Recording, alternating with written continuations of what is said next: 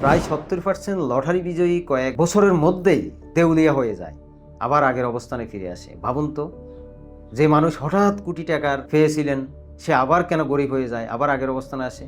কারণ তার কাছে টাকা এসেছে সত্যি, কিন্তু তার মানসিকতা বদলায় নাই। একই কথা বলেছেন একজন বিখ্যাত উদ্যোক্তা যার নাম সবাই জানেন, রবার্ট কিওসাকি। তিনি বলেন, the single most powerful asset we will have is our mind. অর্থাৎ মানুষের সবচেয়ে বড় সম্পদ হলো তার মস্তিষ্ক। আরও একটি গুরুত্বপূর্ণ গবেষণাও সেম কথা বলেছেন, যেটা হলো হার্ভার্ড বিজনেস স্কুল।